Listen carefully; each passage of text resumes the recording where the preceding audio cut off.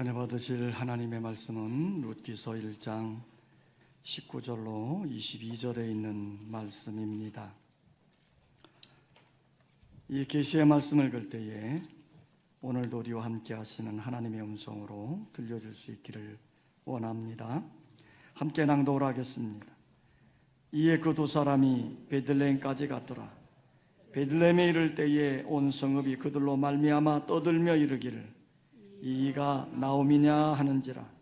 나오미가 그들에게 이르되 나를 나오미라 부르지 말고 나를 마라라 부르라. 이는 전능자가 나를 심히 괴롭게 하셨음이니라.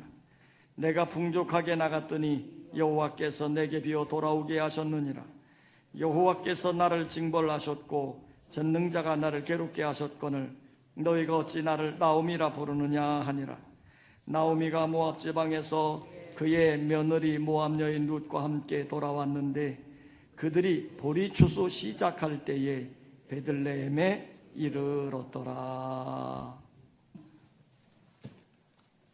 나오미가 베들레헴으로 돌아오는 장면을 우리에게 보여주고 있습니다. 나오미는 자기를 떠나지 않고 베들레헴까지 함께 가기를 원했던 롯이라는 며느리를 데리고 고향 땅 베들레헴으로 돌아왔습니다. 베들레헴은 나오미의 정든 고향이자 하나님께서 은혜를 주셨던 나오미의 삶의 터전이었습니다. 고향을 떠나면서 10년의 세월이 흐르면서 나오미는 너무나 큰 시련을 겪었고 기쁨과 즐거움이 가득했던 그녀의 인생은 고통의 인생으로 바뀌어져 있었습니다. 그녀에게는 오직 모든 인생의 즐거움은 다 사라져 버렸고 오직 슬픔만이 그에게 남겨져 있는 것입니다. 나오미가 베들레헴에 도착했을 때 성읍 사람들은 그녀를 잘 알아보지 못했습니다. 자, 19절 말씀을 우리 다 같이 한번 읽어보겠습니다. 19절 시작. 이에 룻 사람이 베들레헴까지 갔더라.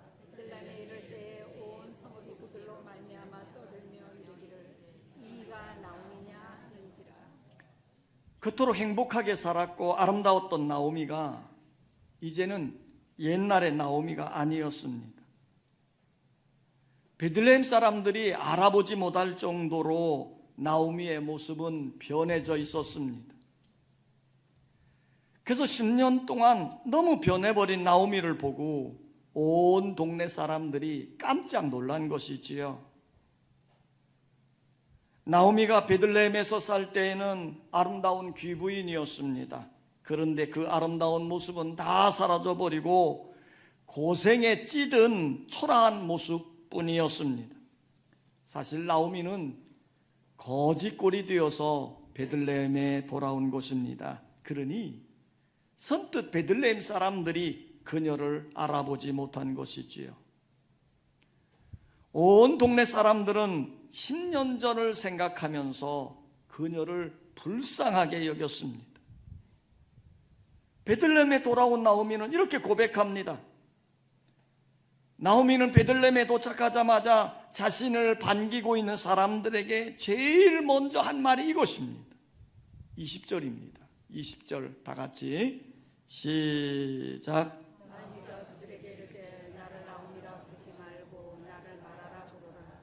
이는 전능자가 나를 심히 괴롭게 하셨음이니라. 지금 나오미는 자신을 반기고 있는 베들레헴 사람들에게 이렇게 말하는 겁니다. 이제부터는 나를 나오미라 부르지 말고 마라라 불러다오. 자, 나오미라고 하는 이름의 뜻은요, 기쁨, 희락, 즐거움이란 뜻입니다. 마라라고 하는 뜻은요, 괴로움, 쓰라린, 고통 이런 뜻이에요. 그래서 나오미는 더 이상 자신을 기쁨, 즐거움을 누리지 못하고 있으므로 자신을 나오미라 부르지 말고 쓰다, 고통스럽다, 불행하게 살고 있다 이런 뜻으로 말하라고 불러다오 이렇게 요청을 하는 거예요. 지금 자신이 살고 있는 삶은 괴로운 인생이라는 거지요. 불행한 인생이라는 겁니다. 왜 나오미가 마라의 인생으로, 괴로운 인생으로 추락했을까요? 자, 21절입니다. 21절 시작. 내가 풍족하게 나갔더니 여호와께서 내게 비어 돌아오게 하셨느니라. 여호와께서 나를 징벌하셨고 전능자가 나를 괴롭게 하셨거늘 너희가 어찌 나를 나오미라 부르느냐. 자, 지금 나오미가 이렇게 말하는 겁니다. 나를 나오미 말하라 불러다오. 내가 베들레헴에 살 때에는 풍족하게 나갔는데 이제 내가 돌아왔을 때는 텅텅 빈 거지와 같은 모습으로 돌아왔다, 이 말입니다. 자, 여러분, 이 나오미의 가정이 베들레헴을 떠났을 때에는 그 베들레헴 지역에 흉년이 들었기 때문입니다. 그래도 그들은 베들레헴에서 살만했습니다. 그들은 흉년든 어려운 시기에 더 큰 물질을 바라보고 모압으로 내려갔는데 그만 모압 땅에서 어떻게 된 겁니까? 사랑하는 남편 죽고 두 아들도 죽고 재산까지 다 날려버린 거예요. 결국 풍족한 모습으로 모압으로 내려갔는데 돌아올 때에는 빈손으로 돌아왔다, 이렇게 고백을 하는 것이지요. 베들레헴이라고 하는 곳이 어떤 곳이라 그랬습니까? 베들레헴, 떡집입니다. 자, 떡집은 어떤 집이에요? 말씀의 집이에요. 다른 말로 표현하면 교회입니다. 하나님의 백성들이 살아야 되는 곳이에요. 우리 성도들이 베들레헴을 가까이 하고 베들레헴을 중심으로 살면 나오미로 사는 것입니다. 기쁘고 즐겁고 행복한 삶이 되어지는 것이지요. 그러나 베들레헴을 떠나면, 교회를 떠나면 나오미의 인생은 끝이 나고 마라의 인생이 시작되어지는 것이에요. 행복과 기쁨의 인생은 끝이 나고 괴로움과 쓴 인생이 시작되어지는 것이다 하는 것이에요. 따라서 합시다. 나오미는 마라의 인생이 된 원인을 깨달았다.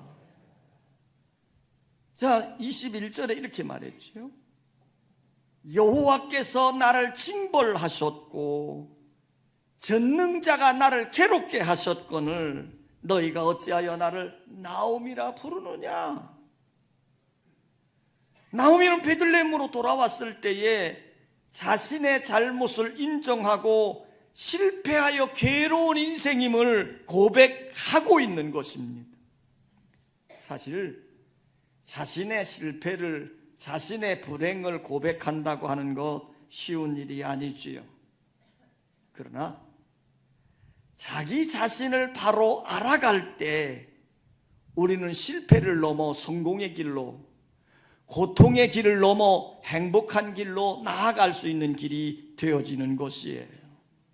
그래서 나오미는 자신의 실패의 원인을 깨닫고, 그래서 다시금 하나님이 함께 계시는 베들레헴으로 돌아올 수 있도록 결단을 하게 된 것이에요. 나에게 왜 이런 고통이 왔을까? 그것은 바로 베들레헴을 떠났기 때문이라는 거예요. 자신이 베들레헴을 떠났기에, 그래서 이 우상의 땅 모압으로 내려갔기에 하나님께서 자신을 징벌하셨다는 것이에요. 지금 나오미가 베들레헴으로 돌아올 수 있었던 이유는 뭐냐? 자신에게 생겨진 문제의 원인, 고통의 원인, 실패의 원인을 깨달았을 때에 문제가 해결되어질 수 있는 길을 찾게 되어진 것이고 그 길로 나가게 되어진 것이에요. 그래서 나오미는 사람들에게 보기에 부끄러운 모습일지라도 결단을 가지고 베들레헴으로 나오게 되어진 것이지요. 다윗이 압살롬의 반역으로 왕궁에서 쫓겨나 도망을 갈 때입니다. 이때 사울의 족속인 시므이라고 하는 사람이 나타나서 다윗을 향해 저주를 묻고 욕설을 퍼붓는 겁니다. 이 피를 많이 흘린 사람아, 내가 당연히 벌을 받아야 돼. 그러면서 돌을 던져대면서 그저 비난하고 조롱을 하고 하는 거예요. 다윗과 함께 도망을 가던 장수들이 다윗에게 이렇게 말합니다. 저 싸가지 없는 저놈을 우리가 당장 가서 죽여버리겠습니다. 그때 다윗이 그들을 말리는 거지요. 그렇게 하지 마라. 지금 시므이가 스스로 하는 것이 아니라 하나님이 시므이를 통해서 나를 괴롭히고 있는 것이다. 지금 자신이 당하고 있는 고난이 하나님의 손길 때문에 그렇다는 것을 깨닫고 있는 거지요. 그럴 때 다윗은 어떻습니까? 더욱 겸손해졌더라는 거예요. 그래서 철학자 소크라테스는 우리에게 이런 말을 던집니다. 너 자신을 알라. 내 자신의 문제를 바로 알고 내가 고난당하고 실패한 원인을 바로 찾아갈 때 우리는 문제를 해결받고 축복의 삶으로 나아갈 수 있는 것입니다. 자, 오늘 나오미는 자신의 문제의 원인을 발견했습니다. 그래서 어떻게 했습니까? 따라서 합시다. 나오미는 베들레헴으로 돌아왔다. 자, 19절 말씀을 다시 보겠습니다. 19절 시작. 이에 두 사람이 베들레헴까지 갔더라. 베들레헴에 이를 때 온 성읍이 그들로 말미암아 떠들며 이르기를 이가 나오미냐 하는지라. 나오미의 가정은 아마도 베들레헴 성읍에서 유력한 가정이었을 겁니다. 그래서 이들이 베들레헴을 떠나서 모압으로 내려갈 때 조용히 슬그머니 떠나간 것이 아니에요. 분명히 베들레헴의 큰 화제거리였을 겁니다. 지도자 역할을 하던 사람이 하나님의 약속의 땅인 베들레헴을 떠나서 모압으로 간다고 하는 것, 우상의 도시로 내려간다고 하는 것이 그 당시에는 많은 사람들의 화제거리, 말거리가 되었을 거예요. 이렇게 떠났던 사람이 10년 만에 불쌍한 존재로, 실패한 모습으로, 거지같이 고생하는 모습으로 이방 여인과 함께 베들레헴에 나타났으니 베들레헴 온 도성이 떠들썩할 수밖에 없었을 겁니다. 떠들며 이르기를 이가 나오미냐? 이렇게 떠들썩하게 가운데 나오미를 맞이하고 있는 베들레헴 사람들의 반응은 여러 가지 표현으로 나타났겠지요. 첫째는 놀라는 사람들이에요. 이 여인이 그렇게 부자였던 나오미란 말인가? 나오미가 베들레헴에 살 때에는 사람들에게 관심의 대상이었고 많은 사람들이 부러워하는 그런 대상이었는데 지금 10년 만에 그들에게 나타난 나오미의 모습은 초라하기 그지없으니 얼마나 그들이 놀랬겠습니까? 오늘 나오미는 이렇게 고백하는 겁니다. 나를 나오미라 부르지 말고 마라라 불러라. 자, 오늘 베들레헴 사람들은요, 나오미의 초라한 모습을 보면서 이것을 깨달았을 겁니다. 아, 우리가 베들레헴을 떠나면 나오미처럼 실패하는 인생이 되는구나 하는 깨달음을 발견한 동시에 큰 놀람이 되었을 수도 있었습니다. 둘째는 동정하는 사람들입니다. 이 사람이 옛날에 우리를 많이 도와준 사람이었는데 이렇게 불쌍한 처지가 되다니 하면서 동정하는 사람도 있었겠지요.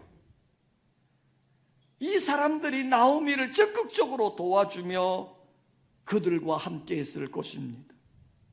여러분, 우리도 항상 남을 배려하고 남을 도와주는 자들이 되어줘야 됩니다.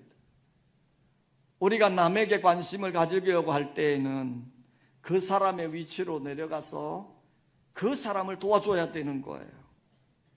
그 사람과 같은 위치가 되어져야 그 사람을 바로 이해할 수 있기 때문이지요. 어떤 사람이 아픈 사람들을 형식적으로만 위로해 주었는데 어느 날 본인이 심한 아픔이 생겨져서 병원에 입원하게 되어졌더라 합니다. 그리고 태어나고 난 다음에 자신이 큰 고통의 아픔을 경험해보고 나서야 아픈 사람들을 진심으로 이해하고 위로해 줄 수 있었다고 고백을 했습니다. 세 번째는 비난하는 사람들일 겁니다. 베들레헴에서 떠드는 소리의 많은 분량은 비난하는 소리였을 거예요.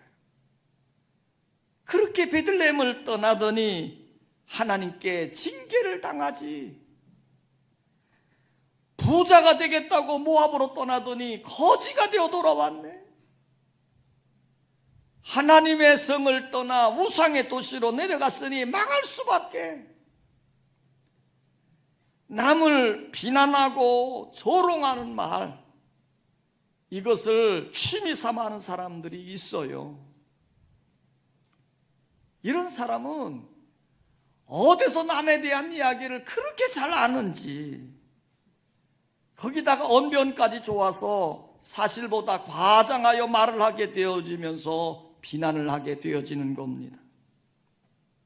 그러면 듣는 사람이 그럼 못 써요 하고 만려하면 남의 말을 좀 덜 할 텐데, 그래요? 그래서요?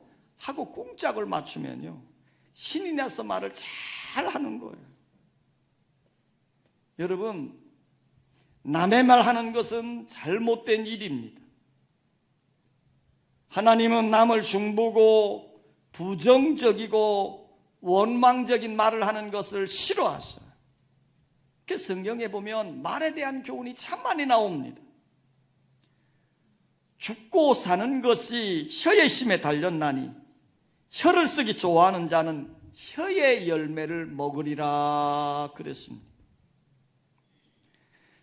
여호와의 말씀에 내 삶을 두고 맹세하노라. 너희의 말이 내 귀에 들린 대로 내가 너희에게 행하리니 그랬습니다. 여러분, 하나님은 우리의 말이 하나님께 들린 대로 우리에게 해주신다는 거예요. 그러므로 우리는 어떻게 말을 해야 됩니까?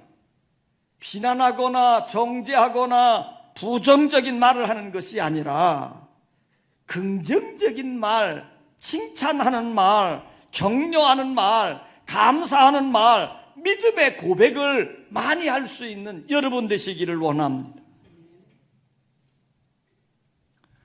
네 번째 부류는 환영하는 사람들입니다.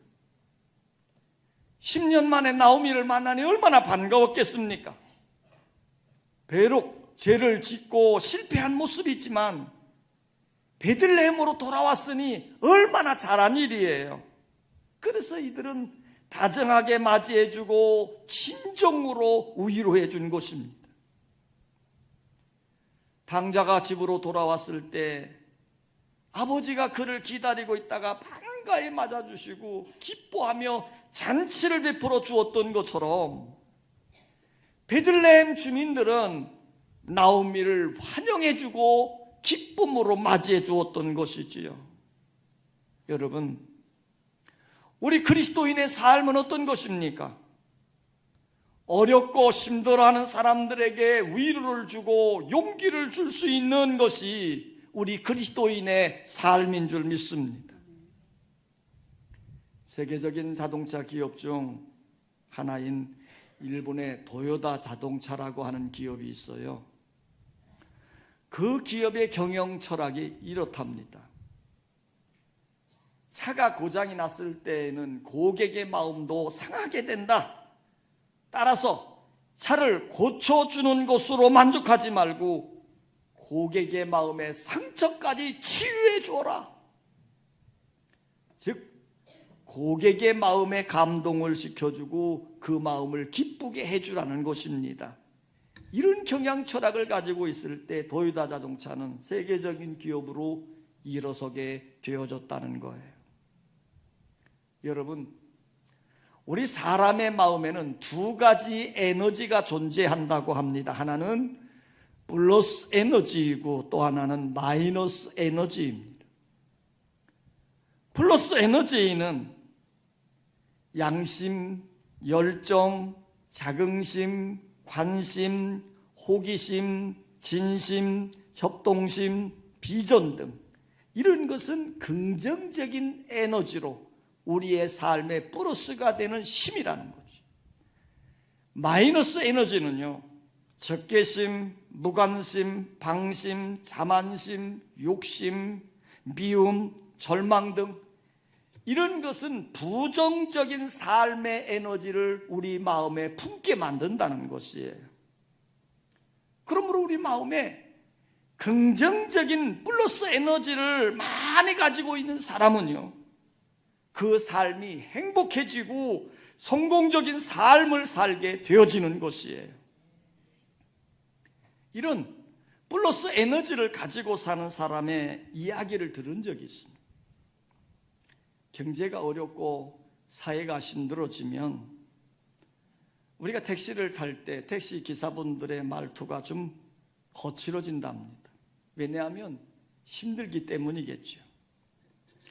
근데 이례적으로 아주 매력적인 택시기사를 한 분을 만난 적이 있어요. 굉장히 명랑하고 유머가 있는 분이었습니다. 제가 그분에게 물어봤어요. 택시를 운전하다 보면 별의별 손님을 다 만날 텐데 어찌 그리 명랑하십니까? 그랬더니 그분이 이렇게 대답을 했습니다. 예, 운전을 하다 보면 별의별 사람을 다 만나지요. 그래서 기분이 상할 때도 있고요. 그런데 나는 그런 것에 별로 개의치 않습니다. 손님의 기분이 좋아야 나도 덩달아 기분이 좋아지거든요. 그래서 제가 또 이렇게 놀라면서 말했습니다. 그처럼 산다는 게 얼마나 힘이 들겠습니까? 그랬더니 그 운전기사가 자기 운전좌석 옆에 있는 작은 그 공간에 그곳에서 작은 조약돌 하나를 꺼내드는 겁니다. 그래서 그 조약돌을 저에게 보여주면서 이렇게 말했어요. 이 돌은 바닷가에서 주워온 돌입니다.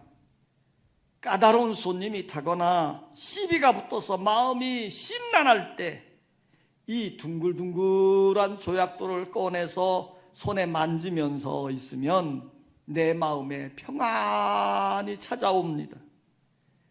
이렇게 둥글게 살고 싶은 것이 나의 인생관이요, 택시를 운전하는 운전 철학입니다. 택시기사도 운전 철학이 있는 거예요. 이렇게 긍정적으로 생각하고 플러스 에너지를 사용하는 사람은 항상 밝고 유쾌하게 살게 되는 것이지요. 이런 사람이 다른 사람을 환영해주고 격려해주고 용기를 줄 수 있는 것이에요. 1887년 음악교수였던 슈베르트라고 하는 음악가가 있었습니다.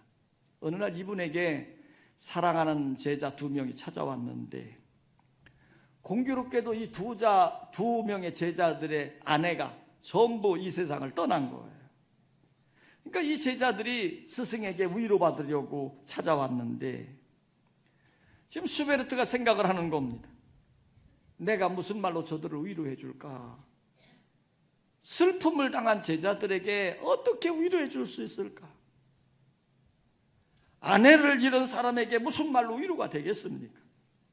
그래서 그는 하나님 앞에 묵상하며 기도했습니다. 하나님, 내가 저들을 진정으로 위로할 길은 하나님의 말씀밖에 없는데 무슨 말씀으로 저들을 위로하겠습니까? 그 기도 중에, 묵상하는 중에 신명기 33장 27절 말씀이 그의 눈에 확 들어왔습니다. 영원하신 하나님이 내 처소가 되시니 그의 영원하신 팔이 내 아래에 있도다. 자, 이 말씀을 보는 순간 즉시로 슈베르트는요, 이 말씀을 통해서 우리가 잘 사용하고 있는 찬송가 405장 노래를 작곡했답니다.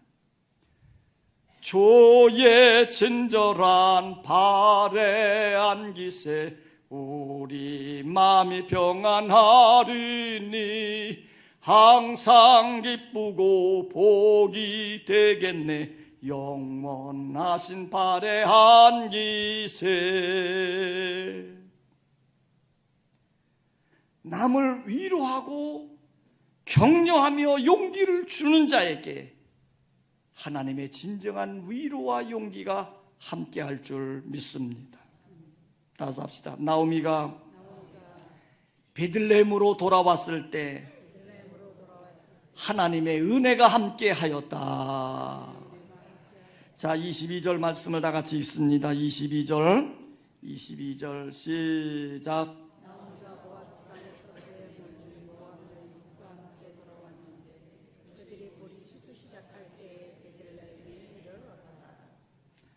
지금 거지같이 된 나오미가 큰 결심을 품고 베들레헴으로 돌아왔어요. 그런데 베들레헴으로 돌아오자마자 그들에게 펼쳐진 이 상황은 황금빛 들판이었습니다. 오늘 뭐라고 말합니까? 볼이 추수기였다 하는 것이에요. 성경의 추수기는 하나님의 은혜와 축복을 상징하는 표현입니다. 고통을 당할 때, 실패해서 괴로운 인생을 살고 있을 때, 그런데 그런 고통의 문제를 하나님의 사인으로 받아들이고, 그리고 베들레헴으로 돌아왔더니 나오미를 향해서 하나님의 은혜가, 하나님의 축복이 기다리고 있더라 하는 것이에요. 여러분들이 인생을 살면서 고통스럽고 괴로운 일들을 만날 수 있습니다. 그때마다 하나님이 나를 버리셨다 이렇게 생각하지 말고, 하나님이 나를 축복의 자로 인도하려고 하는 사인이다, 손길이다 믿으시고 하나님께로 돌아오면 하나님은 반드시 그들을 축복의 길로 예비하시는 줄 믿습니다. 나오미가 돌아온 베들레헴에는 무엇이 있습니까? 베들레헴에는 양식이 있습니다. 베들레헴엔 추수가 있습니다. 베들레헴엔 은혜가 있습니다. 베들레헴엔 문제 해결이 있습니다. 베들레헴에는 소망이 있습니다.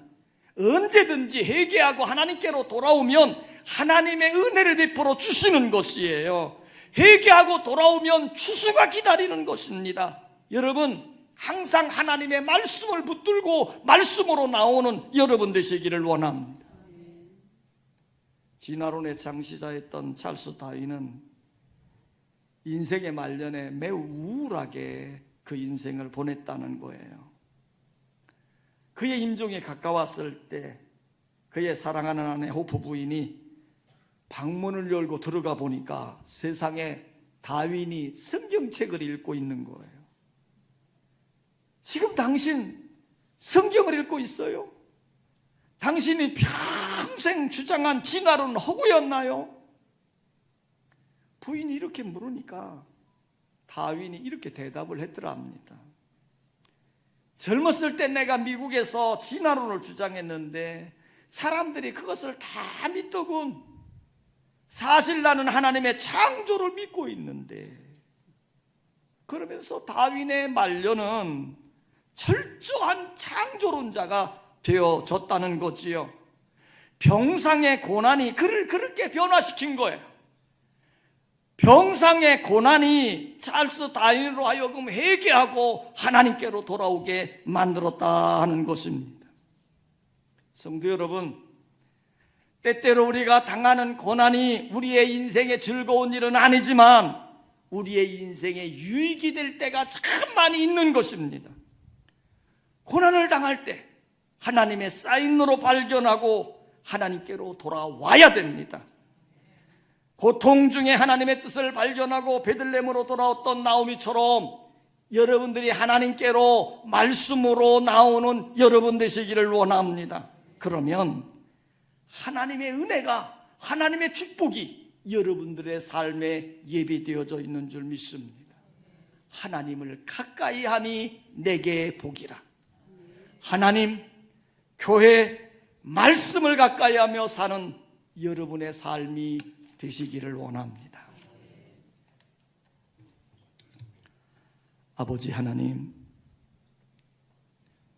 우리가 살다가 보면 뜻하지 않은 문제, 사건을 통해서 고통을 당하기도 하고 실패하기도 하고 아파하기도 합니다. 그러나 우리가 이러한 상태에 계속 머무를 수는 없습니다. 오늘 나오미는 실패의 자리를 뛰어넘어 베들레헴으로 나아왔습니다. 고통의 자리를 뛰어넘어 은혜의 자리로 나아왔습니다. 아버지 하나님, 우리에게도 이런 은혜가 있게 하여 주시옵소서. 하나님의 말씀이, 하나님의 성령이, 하나님의 교회가 우리의 진정한 안식처이고 우리를 은혜의 자리로, 축복의 자리로 인도해 주시는 은혜의 길임을 믿습니다. 날마다 하나님 안에서 진정한 은혜와 평강과 행복과 즐거움을 얻게 하여 주시옵소서. 예수님의 이름으로 기도하옵나이다. 아멘.